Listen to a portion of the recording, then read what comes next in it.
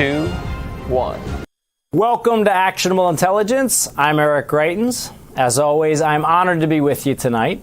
This is the show that respects your intelligence. We honor you as a citizen, and we work every day to bring you the facts. We've got the courage to bring you the truth, the insights, and the points of view that are so often ignored or censored by the mainstream media. Now, today we learned that a lawsuit submitted by President Trump's allies concerning the vote in Pennsylvania is expected to make its way to the Supreme Court. Pennsylvania State Representative Mike Kelly and others contend that the vote in Pennsylvania was conducted with what they called an unconstitutional, no-excuse absentee voting scheme. Now, as these cases make their way to the Supreme Court, many of you have asked us, how successful are these petitions likely to be? When speaking with John Solomon during an earlier election special on this channel, renowned legal scholar Alan Dershowitz had this to say. Are you convinced that this is going to end up at the Supreme Court, that these 3 or 4 states are going to all end up before the Supreme Court? Is that where this legal trail ends? If the numbers are there, not if the numbers aren't. The Supreme Court's not going to issue an advisory opinion. They're not going to issue a moot opinion. They're not going to give Trump a Pyrrhic victory. The plaintiffs are going to have to show that there are enough votes to impact the outcome of the election in a given state. If that happens, yes, it will go to the Supreme Court. And yes, I think at least under the constitutional challenge, the Article 2 challenge in Pennsylvania, they have a pretty good chance of winning. Now, Professor Dershowitz, host of the podcast The Der Show, joins us now. Professor, thank you so much for joining us. Well, thank you for having me. Absolutely. No, sir, one of the big things that our audience loves is the fact that, we're willing to bring them facts, perspectives that they often don't get in other places. And before we actually get into the specifics of any particular case, I'd love it if you could break down for our audience the 2 big issues, namely equal protection, and then also the constitutional challenge, where the Constitution says specifically that state legislatures shall set the time, place, and manner of elections. If you could break those 2 big challenges down for our audience, we'd appreciate that. Well, I appreciate that. I pride myself on always giving a straight legal analysis. I don't give wishful thinking like some of my colleagues do. The law doesn't always correspond with my particular politics, but I'll tell you what the law is. Right. So there are 2 basic challenges. One, Article 2 of the Constitution says the legislature will determine the manner of electing electors, and not the courts, but the legislature. And in Pennsylvania, what happened is the courts expanded by 3 days the amount of time which ballots could be received. I suspect this Supreme Court will strike that down. We already know that Justice Alito has segregated out, ordered the segregation of those ballots. So we'll know how many ballots there are. Whether there'll be enough to change the outcome of the election is questionable. The other issue is equal protection, and that is, in some counties in Pennsylvania, apparently, they allowed voters to come in and correct flawed ballots. And in other counties, they didn't. Under Bush versus Gore 20 years ago, that may well constitute a violation of equal protection. Voters in different counties shouldn't have their vote determined by different mechanisms or methodologies. That's what the Supreme Court decided back in 2000. So those are the 2 core issues, but in both cases, the numbers have to be there because the courts are not in the business of giving advisory opinions. So the first question that will be asked the plaintiffs is the margin of victory that now Biden has over Trump greater or less than the number of challenge ballots that you would like to ask us to discount or count for your candidate? And they have to answer that question. Right. And then, one other thing I'd love your perspective on, Professor, is this idea of evidence. One of the things that we keep hearing repeated and again is that people have said there isn't any evidence of fraud. We know we've covered on this program, there have actually been hundreds of people who've come forward who've signed sworn affidavits, some of them saying that they were actually ordered to participate in backdating of ballots, for example. Just break down for us from a legal perspective what constitutes evidence, and is there evidence of fraud that you've seen in this election? Well, there are 2 kinds of legal challenges. One is wholesale, the other is retail. The 2 I just mentioned, equal protection, Article 2, they're wholesale challenges. They don't require you to look at every ballot. They require you to look at categories of ballots. Once you get into the issue of, was this vote proper? Was this vote not proper? Was this vote filed by a dead person? You're getting into retail. At that point, you need evidence, and evidence is subject to cross-examination. You need a trial. The clock is running out. We're down to the 2-minute warning, and there are no timeouts left for the Trump team. So they have to be pulling, rabbits out of the hat at this point, and they have to do it very, very quickly.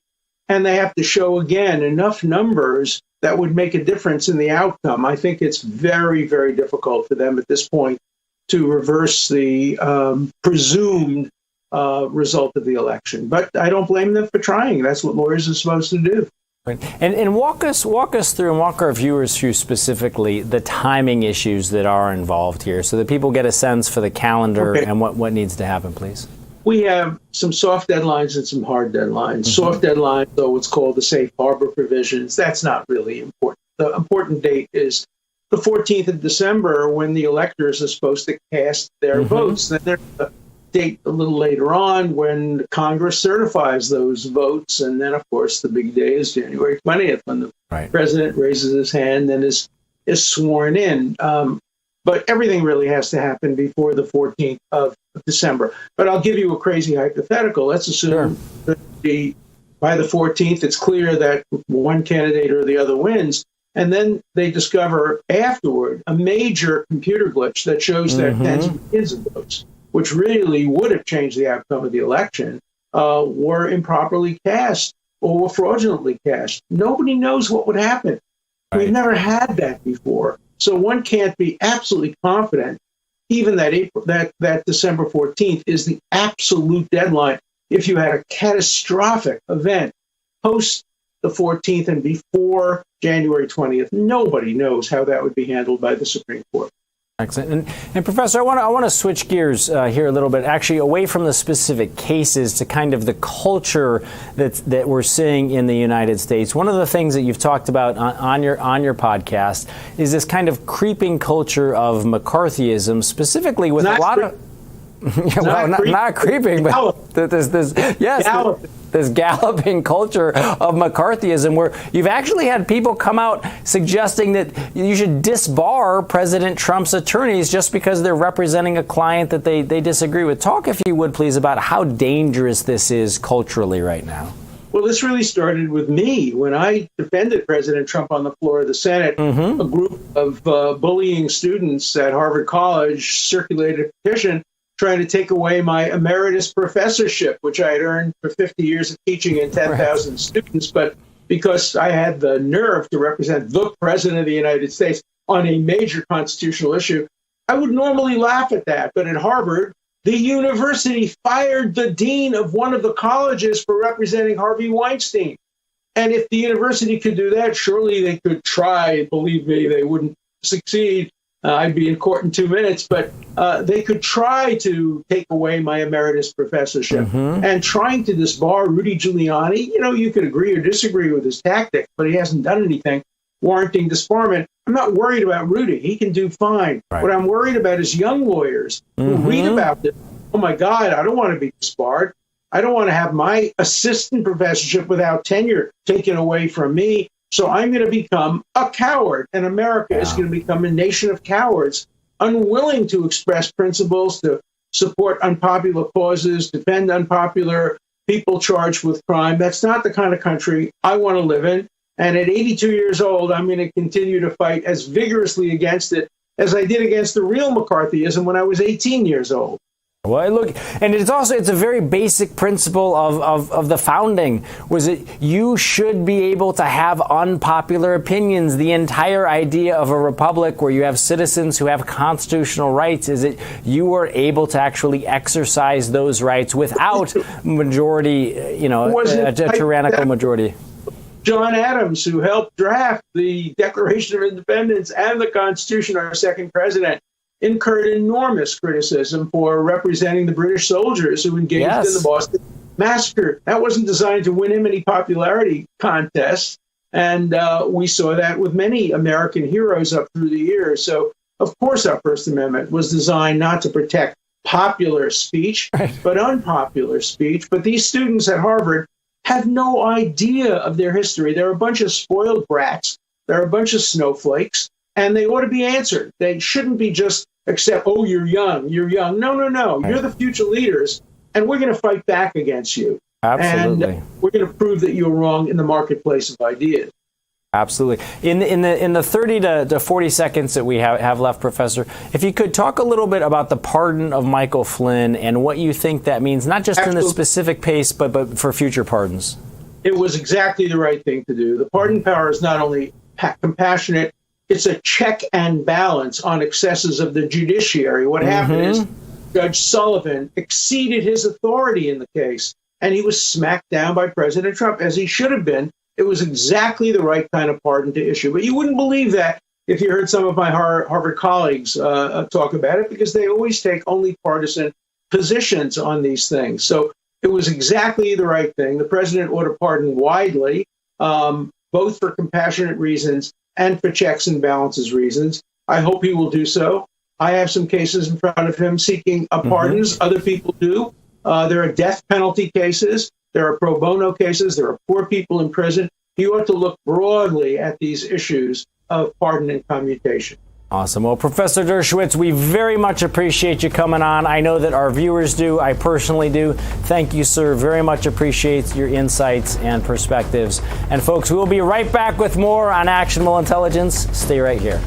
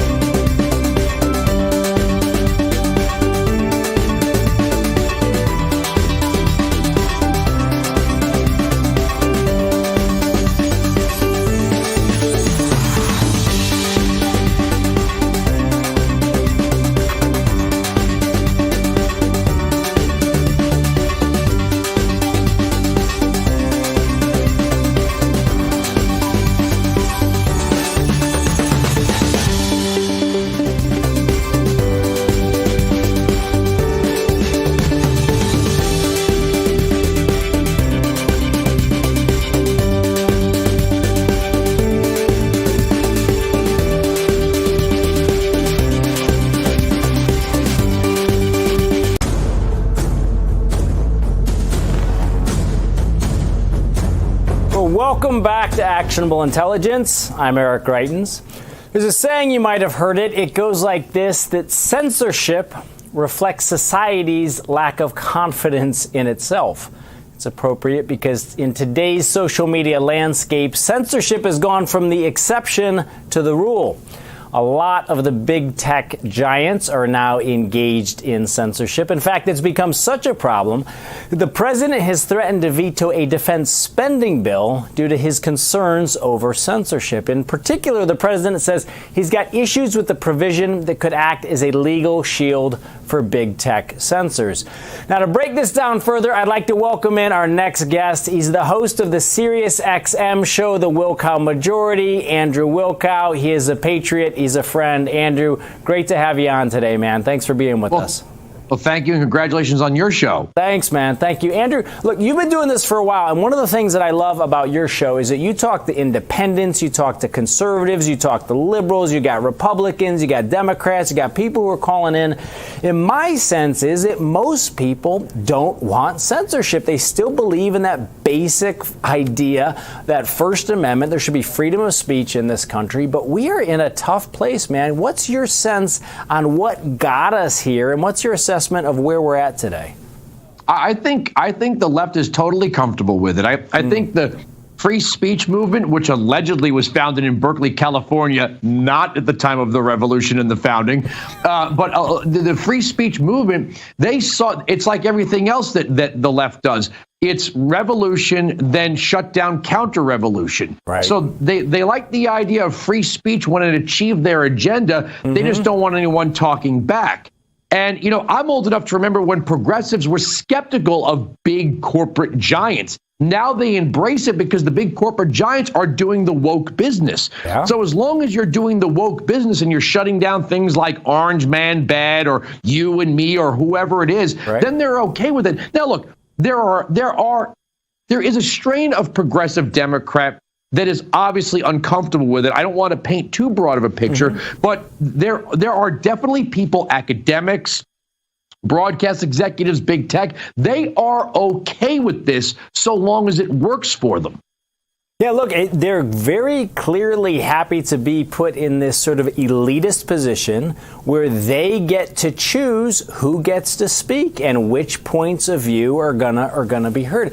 What do you think we need to do, not just like legislatively, but culturally as a country to address the censorship that we are seeing, not just from big tech, but from a lot of the media elites? You know, you look at the removal of the fairness doctrine, right? Ronald Reagan could have actually expanded the number of voices that despised Ronald Reagan, given more power to the big three broadcasters. But part of the removal of the fairness doctrine, if you go all the way back to its inception, the fairness doctrine was there when most of the country was served by a single radio station. So if you had a Republican owner or a Democrat owner or whatever, whoever the owner was, you would only get one perspective. And the government said, well, you got to have more than one perspective. Now, we can argue the nuances of that. But by the time of the 80s, you had cable television, you had CNN, you had the major networks. You know, granted, the internet and satellite radio and all this stuff hadn't happened yet, but Ronald Reagan said, let the free market decide. Yes. And it turned out that the free market created not just, I know people are angry at Fox News, but it created the things that you and I are doing right now. It created the network that you're on. It created the network that I'm on. It created Newsmax, OAN. All of these things happened in the free market.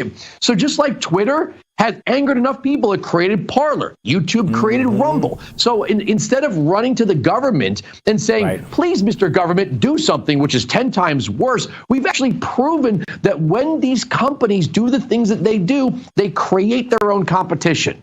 Yeah, well, look, they do. They clearly are creating their own competition. I think you've also seen, I know that you see it on your radio show. You must hear it from your TV viewers that, like, people are frustrated. They don't want to be spoon-fed. I mean, it's just a basic part of the American character is that people want to make up their own minds. And, you know, speaking of kind of like some of the big tech, I want to switch gears for just a minute, and I want to get your thoughts on some. I know you're familiar with Project Veritas, right? And as a lot of people know, they just released this video featuring its founder, James O'Keefe, confronting CNN's Jeff Zucker. I want to play part of the call and get your reaction here. Let's go ahead and play that tape.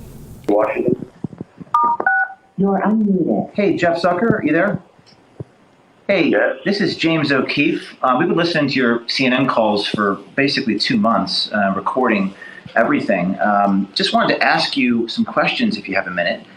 Do you still feel you're the most trusted name in news? Because I have to say, from what I've been hearing on these phone calls, I don't know about that. I mean, we got a lot of recordings that indicate you're not really that independent of a journalist.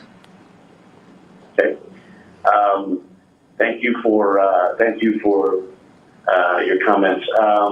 So everybody, in light of that, I think what we'll do is we'll set up a new system, and we'll be back with you. We'll do the rest of the call a little bit later. All right, Andrew, give us your take on that.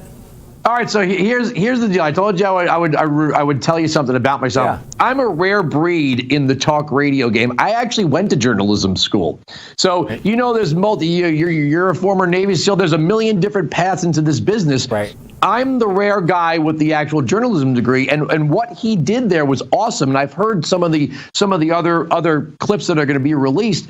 Zucker is proving that CNN does not, and I say this emphatically and I repeat, does not do the who, the what, the when, the why, and the how. You can actually hear Zucker on some of these calls ordering his people to shape perspective and pretend and package it as the news. And one of the best examples you could see, he actually says in one of the calls that the chyrons, the underscores, are not harsh enough on people like Lindsey Graham. So you're telling your journalists that too, and they've said this for a while. Look, Orange Man Bad has made a new reality. We can't adhere to the ethics of journalism. Okay, then admit your infotainment. Right. Yeah. And it's very clear from these clips that, as you said, like, they're not trying to give people the news. They're trying to push a very clear point of view. I want to play another clip from O'Keefe's series. This is one where he has a CNN correspondent discussing the network's coverage of President Trump and whether or not he's conceding. Let's go ahead and play that here. CNN says on Jeff Zucker's 9 a.m. editorial conference call how they, the Democratic Party, powerful interest groups, may determine how CNN will cover Trump not conceding the presidential election. I just want to underscore something that Michael said earlier about the transition and Trump, because I've been talking to a lot of people this morning on both sides, and I just keep hearing the same thing, both from Republicans who have not come out to congratulate Biden, but also to those who have in the Democrats. And that is that we have to be, news organizations have to be very careful and very responsible about not giving Trump too much of a platform on his not conceding. All right, Andrew, there they are. They're talking about whether or not they're going to give the president a platform for the president's point of view. What do you make of this? Well, let's put the two topics together. Yeah. I don't want these organizations censored. I don't think Jeff Zucker should face new regulations for this. Just come out and admit you're doing advocacy pieces here. Just tell us what you're doing. Don't insult our intelligence. Don't pretend you're not injecting opinion here. We know you are. I mean, maybe there are some people out there that don't think they're injecting opinion, and maybe they actually want to pretend that they're not, but we all know that they are. Yeah. I have no problem with advocacy journalism or opinion journalism or outright infotainment. That you're free to do that in this country. But the fact that that's where O'Keefe gets them, stop pretending what you're doing is the news. Yeah, and I think that's the key, is that people just want the truth. Like, let's just stop pretending. CNN and a lot of that shows on MSNBC, even folks from the Washington Post, stop pretending that you're delivering the news. Just come out, admit you've clearly got a political agenda. There are clearly policy points of view that you're going to push. There are things that you're going to advocate. There are people who you're going to cover negatively and positive stories that you're going to tell, and let everybody know where you stand. But this kind of charade where they're acting as if they're these kind of old school journalism organizations, I just really think a lot of that trust has been diminished. And I'd be interested in your perspective. I think there's been a big downgrading in trust since 2016 even. I think that the Russia collusion hoax, this push for years of this false story, and a lot of this effort by the media to kind of push these false stories has really degraded their credibility. But what's your perspective on that? Okay, so when CNN says Trump's baseless claims of voter fraud, right? There are witnesses, there are affidavits, there are people who are coming out and saying, I saw the voter fraud, right? And CNN says that's baseless. Okay, so what was the basis of the Russia investigation? Right. What was the basis of impeachment? What claims were made and verified in the dossier that led to this snowball effect, that led to the Mueller report? They didn't call any of that stuff baseless, right? Whenever the Democrats, how about Brett Kavanaugh? Did they call Christine Blasey Ford baseless? Or Julie Swetnick baseless? They had the FBI investigating 35-year-old keg parties. And even when her friends came out and said, yeah, I don't remember any of this stuff, they still said it was true. Yeah, it is really crazy. And especially, as you mentioned, there is evidence. There's real evidence that has actually come out. People who've signed these sworn affidavits saying that they saw this election fraud. Well, Andrew, it is always good to have you on, man. We hope that we will have you join us again here at Actionable Intelligence. And folks, I encourage you, check out Andrew's show, The Will Cow Majority. It's on Sirius XM, channel 125, weekdays from noon to 3 Eastern. I've been there. It's a lot of fun. And on Blaze TV, Fridays at 7 on his show, Will Cow. It's a lot of fun. It's very informative. Guys, it's been a pleasure.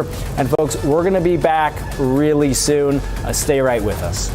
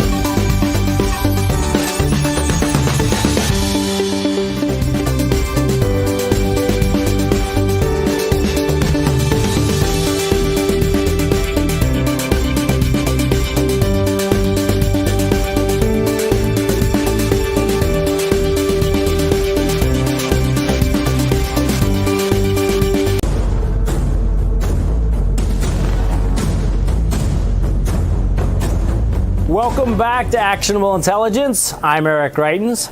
Well, you remember the Covington Catholic kids? And you probably remember the way the mainstream media lied and misreported the facts about the encounter between Kentucky teenager Nicholas Sandman and Nathan Phillips. If you do, you probably also remember that teen sought over $800 million in various lawsuits. Well, earlier this year, we learned of major settlements from the Washington Post and CNN for their role in spreading misinformation. Well, joining us now is one of the lawyers who worked hard not just fighting for the Covington Catholic teens in the court of law, but also in the court of public opinion. Robert Barnes is a trial attorney of Barnes Law, LLP. He's got many high-profile wins in civil, criminal, constitutional cases. Robert, it's so good to have you on the show. Thanks so much for joining us. Glad to be here. So, Robert, first, earlier in the day, we were speaking with Alan Dershowitz about this case coming out of Pennsylvania, which is now making its way to the Supreme Court. Give us your sense, please, for where the Trump team's legal arguments stand and the likelihood of success in this case that's going to be coming up before the Supreme Court. Yes, so there's several different Pennsylvania cases that will be pending before the U.S. Supreme Court, more that are going there. There's a state Supreme Court case that's been appealed there. Yes. There's in fact, two different state Supreme Court cases that have been appealed there. There's a Third Circuit case that's going up there. Who knows how many more will go up there due to some of the crazy rulings that have come out of the Pennsylvania courts. All of them have a chance. The Supreme Court, just for the same reasons in Bush v. Gore, they said they can take any case, even a state case, if it involves the presidential election, because that impacts the federal statutes, that impacts the U.S. Constitution, that impacts the Electors Clause, that impacts safe harbor statutes, that impacts, of course, due process and equal protection quite frequently. So if the court wants to take it, they absolutely can. They need to take it because the issues and the risks that are present, you have courts saying crazy things that make us look like a joke in terms of election integrity around the world. Like you have a right to observe, but that doesn't include a meaningful right to actually observe. So that's one. Saying that if you file suit after the election, it's too late, but if you file suit before the election, it's too early. These are just crazy doctrines that make a mockery out of election law, make a mockery out of our election process. So I hope the Supreme Court does take the case. They clearly have the authority to do so. The question is whether they have the political will to do so. Yeah, and Robert, break down for our viewers from your perspective, two of the big constitutional issues that are going to come before the Supreme Court is this basic idea of equal protection, that everybody in the United States should be treated equally under the law, which means that your vote needs to be treated equally under the law. And then also this constitutional issue where the Constitution is very clear that it is only the state legislature that sets the time, place, and manner of elections. Walk our viewers through those two big issues, please. Absolutely. So in Pennsylvania, you've had secretaries of state make up their own rules. The Supreme Court of Pennsylvania make up its own rules. Local election boards make up their own rules. The legislature pass rules that are in contradiction with the legislature's own rules under the state constitution. So you've had some we've had an election like none we've ever witnessed before in the history of the United States. And they all impact constitutional issues because depending on where you happen to live in the state, your vote is treated differently. Depending on whether or not the one set of rules from prior to 2019 or a different set of rules after 2019 that seem to contradict the Constitution are in play, also impacts whether you can vote correctly and constitutionally. So all of these issues are impacted, and equal protection says you can't have your vote diluted by one set of standards being applied in one county and a different set of standards being applied in another county. This is part of the problem in Bush v. Gore. That's an equal protection violation. There's also voter dilution claims that anytime anybody gets to vote illicitly or by a different legal standard in a different jurisdiction, that's an illegal vote within your state, that dilutes your legal vote. And that's supposed to be a constitutional claim. There is on top of that the fact the legislature is supposed to exclusively decide how the presidential elections take place while abiding by their state constitution and how they go about doing so. There's multiple issues in Pennsylvania concerning that. And then, of course, there's also the election day clause that says we're supposed to have one election day, not election days and weeks and months as took place in Pennsylvania. Right, and then Robert. So we've talked with our viewers a lot about what's happening in Pennsylvania specifically. Lots of attention on those cases, but you also have cases that are still moving in Michigan, in Wisconsin, in Nevada, in Arizona. Talk with our viewers, if you would, please, about what you see as the most important cases outside of Pennsylvania that are also moving forward.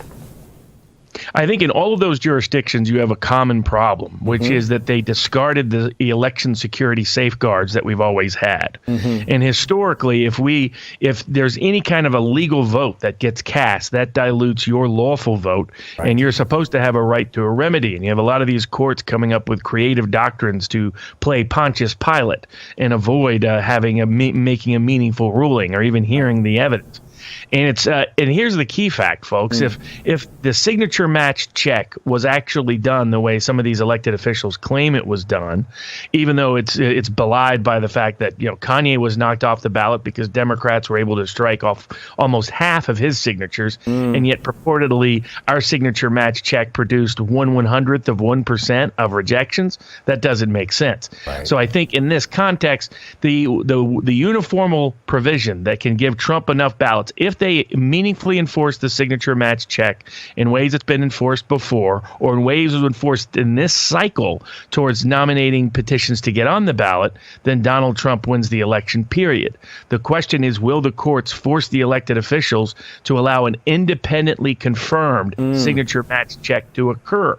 That's pending in Arizona. They just got a right to sample some of the signature match checks. All of these states, including Georgia, have refused to allow anyone to check the signatures. If there's no problem with the signatures, why are they all so scared to allow anyone to look at them? Yeah, and we've actually had on this program, and we've talked about very specific cases of individuals who were in Tennessee. They'd moved from Arizona, and then they found that the record showed that they had voted in Arizona, and they've come out and said, I didn't vote in Arizona, and yet the state of Arizona was saying that not only did you vote, but that you had a verified signature vote. So there are clearly problems there. Now, Robert, what do you, just from a legal perspective, again, let's talk about evidence, because one of the things that the mainstream media keeps saying is, despite the fact that there's no evidence, there's no evidence, there's no evidence. I mean, we've had on this program, and we've talked with people who've signed sworn affidavits alleging that they were ordered to participate in widespread fraud. To me, that's the very definition of evidence when you have people who are signing these affidavits. But give us your legal perspective about what constitutes evidence, and that kind of refute this mainstream media narrative that there is no evidence. There's really two categories. One is the evidence that you're citing. The primary form of evidence is testimonial evidence. It's usually circumstantial. And there is more evidence of election irregularities, illegal voting, and fraud, in fact, occurring in this election than in the history of American elections. You're talking about now thousands of affidavits from thousands of witnesses across multiple jurisdictions, across multiple states, of sworn testimony under penalty of perjury. So you have record-setting evidence, and that's part one. And then part two is what Professor Turley pointed out, that in an election fraud context, your main evidence is going to be in the possession of the state. You can't, unless if it's amazing. They're saying, oh, you can't prove the signature match didn't occur because we won't let you check the signatures. You can't prove there's something wrong with the ballots because we won't let you look at the ballots, even though the ballots have all now been digitized in many of these states. Georgia's Secretary of State promised the whole state he would publish all the ballots to the entire world, yet he has not yet published a single ballot to the entire world. Let's see if these ballots have some abnormalities or irregularities in them, if they're weirdly marked only for Biden, if some of the barcode numbers or serial numbers at the bottom seem strangely out of order, given the testimony that the Thomas More Society has developed of postal workers confirming that they were delivering mail, but it turns out they were delivering signed ballots from one state to another. Well, let's take a look at these ballots. Let's take a look at these signatures. That's where the best evidence is. If there's no evidence of fraud, why are they hiding the evidence from the world? Yeah, I'm so glad you touched on that. And let's also go back and touch on, I think you make a really important point about how much evidence there is, because everybody recognizes that in any human process, there are going to be imperfections. There's never been a presidential election in the history of the country where there hasn't been some fraud of some kind that happens somewhere. But talk again about the scale of the evidence that we're looking at here in 2020. And if you could please compare that to what we've seen in the past. So in the past, usually the only evidence to question a presidential election outside of, we could go back to 1960 and times like that where there was substantial evidence had they pursued it. But in modern times, and like Al Gore and other cases, they had no evidence of irregularities or fraud. They only had evidence of undercounted ballots. Right. In 2016, all they had were statistical anomalies. That was it. They had no evidence of whistleblowers from monitors, from observers, from mailbox workers, from postal workers, from delivery workers, from election observers. With all of that evidence, we have literally thousands of witnesses who are putting themselves under the subject of criminal punishment if they're lying, giving evidence in state after state after state from all across the spectrum, including Democrats that are testifying, independents that are testifying, people who voted for Joe Biden who are swearing to evidence under oath. And what they're saying in all of these cases is they saw extraordinary irregularities throughout these elections. And one of the things the media has done a good job of gaslighting people on, the legal standard is not fraud. All you have to show is illegal votes were cast or systemic irregularities occurred. You don't have to occur that they intended to defraud. All that matters is, did illegal votes get counted that are bigger than the margin of victory? And we have that by multiple methods and multiple means from Matt Brainerd's statistically significant evidence in every single swing state at a level we've never had it before. Well, folks, again, thank you so much. We appreciate you, Robert, coming on the show. We look forward to having you on again. We are going to continue to follow this for you right here at Actionable Intelligence. Stay with us. We're going to be right back in just a minute.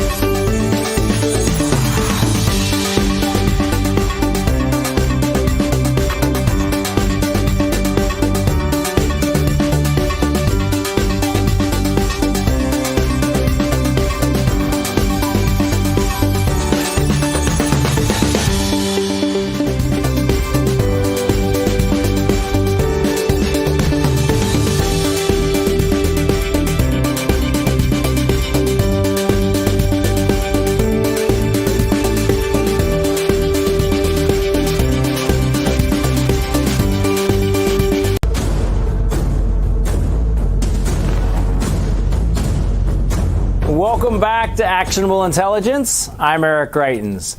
Now, last night, our Real America's Voice President of Programming, Dr. Gina Loudon, premiered her new show, Dr. Gina Primetime. She made some news, including a tweet from President Trump. She also brought some star power, the president's daughter-in-law, Laura Trump. Here's a quick clip. Go ahead and take a listen.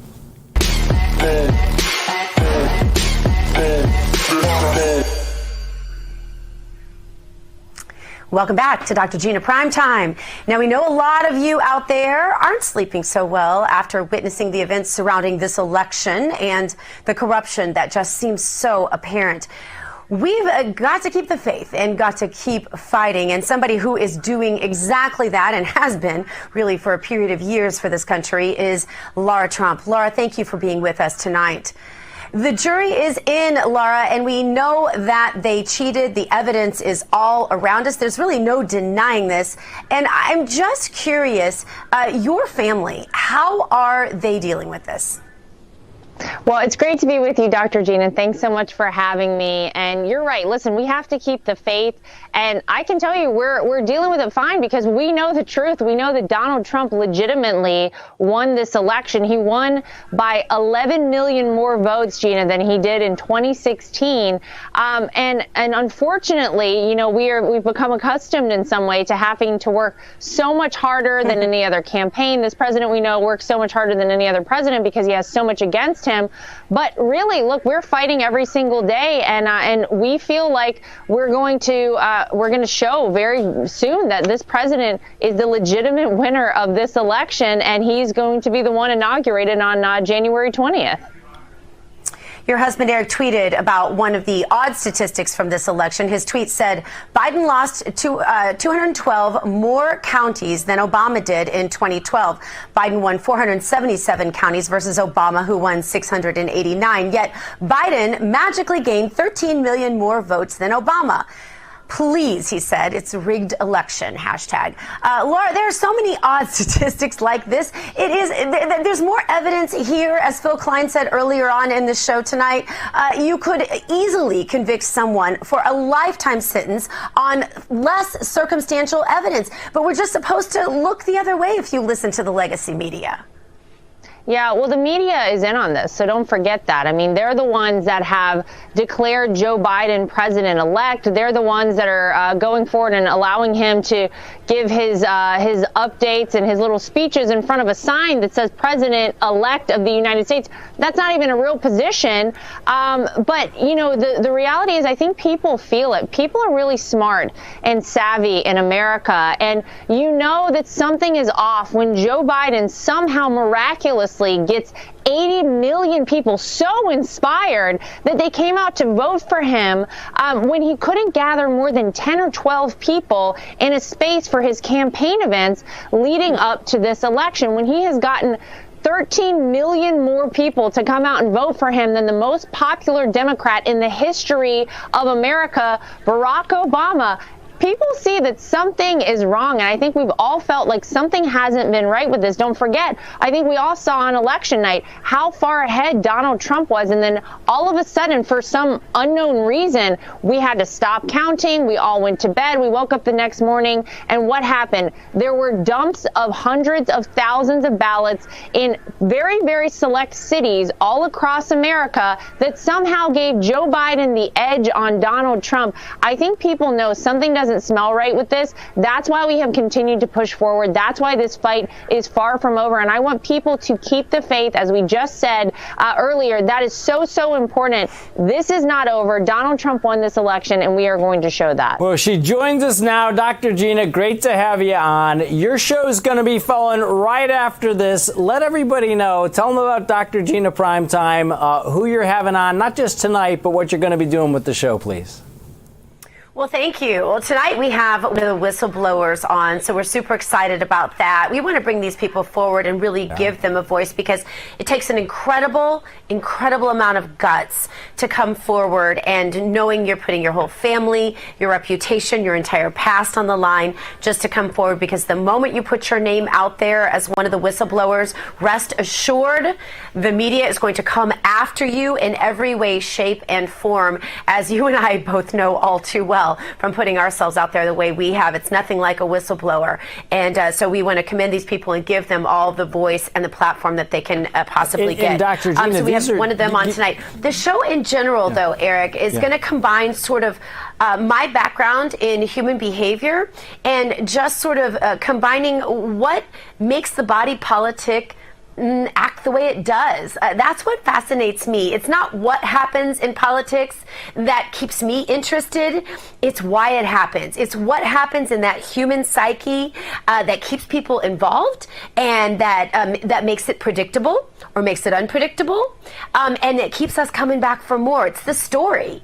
And that's the part of it that I want to touch on every single night on Dr. Gina Primetime. Awesome. Well, we know you've already started doing that. You're going to keep doing it. You've been doing it on the election specials, on the debate coverage. And I think one of the things, I'm really proud of that we do here, but I'd love for you to talk with the audience a little bit about your vision for this, is that we're willing to cover the stories that a lot of that legacy mainstream media simply will ignore or censor. I mean, talk a little bit about why that's so important to you, and why, for example, even tonight you're giving voice to these whistleblowers who a lot of their stories been ignored by the mainstream media. Right. So taking off my anchor hat and putting on my president of programming hat, what's really important to me about Real America's Voice TV is that we do something different, and that we are trying to separate opinion definitely from news. That's why we are affiliated with Just the News and John Solomon's News Folks. And that's why we kind of make this transition from daytime that is more newsy into kind of where you and I come in. I definitely am bringing up the opinion side, and you're kind of transitioning us there. And it's interesting, and that's what we want to do. We want to make sure people understand I am an opinion person. There's no doubt about that. But we want to bring in both sides. And I'll tell you something. I would be just as all over these whistleblowers. Just as all over them, Eric. I would want to give them just as much voice if the situation were completely reversed and there were votes and truckloads of votes disappearing from the other side if the election situation were reversed. I think that the truth is always becomes self-evident when we just shine a light on it, and that's what we want to continue to do. And so that's why these things are really important. It bothers me that the legacy media ignores so much of what is really happening out there and just talks about things that are kind of on the periphery and the things that are shiny and bright, and doesn't want to pay attention to the things that might be ugly. But I think when we address the things that might be wrong with our culture or our politics, that's how we can go about fixing them and even actually uniting us as a culture. We should all want free and fair elections, right? And so that's the kind of thing we'll be focusing on here at Real America's Voice and on my show too. Awesome. And, I think one of the things that Americans certainly agree about, certainly our viewers do, we hear from them every day, is that people don't want to be censored. And they don't believe in censorship. And I think they're concerned about what they've seen from a lot of the legacy media, but they're also really concerned about what they've seen from big tech. They're concerned about, what they've seen from Twitter, kind of deciding themselves which speech they're actually gonna censor. They're concerned when they see the conservative news sites and conservative websites are kind of dropping down in the Google results. I think there's a lot of concern out there right now about the tremendous amount of censorship that we're seeing in 2020. I know one of the things that you and I have always talked about is that, we believe in actually letting people get out there and speak, and then actually letting viewers develop their own opinion, because we respect the intelligence of our viewers. Talk a little bit about why that's so important to you as well. Thank you so much for that, because that is a really big value here at Art Network. It's one of our founders' values. It's one of our CEO's values. It's one of my values. And I know it's every single host on here. We literally wake up in the morning going, who can we hear from whose story has not been told? Right.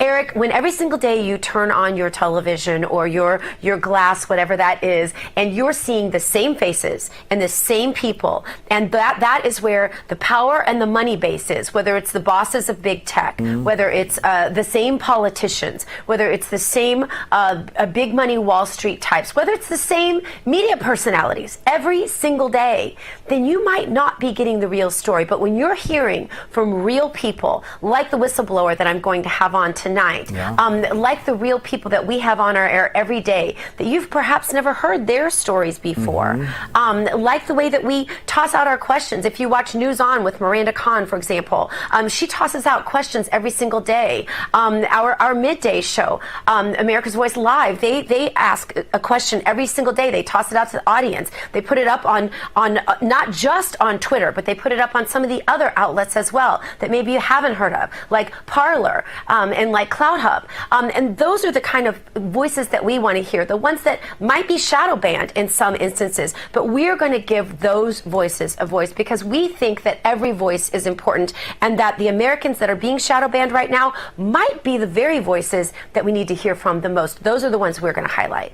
Yeah, and I think one of the things that is actually also fun is that not only do we have a good time here, but we actually do involve our viewers so that they can reach out, they can send in questions to us here at Actionable Intelligence. I know they can send them in to you at Dr. Gina Primetime, and we're actually often asking them what's most important to them. A lot of times here we'll actually bring on guests to make sure that we're answering the questions that are so important to our viewers.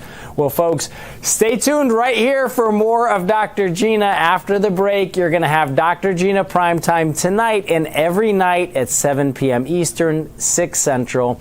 And as always, here at Actionable Intelligence, we want to bring you the facts and the stories that so often the mainstream legacy media establishment refuses to bring to you. Follow us on Facebook. Go out, check us out on Twitter and Parler, and let your friends know that you've joined the team here at Real America's Voice. We'll be back with you in tomorrow night at this same time, 6 p.m. Eastern, 5 Central.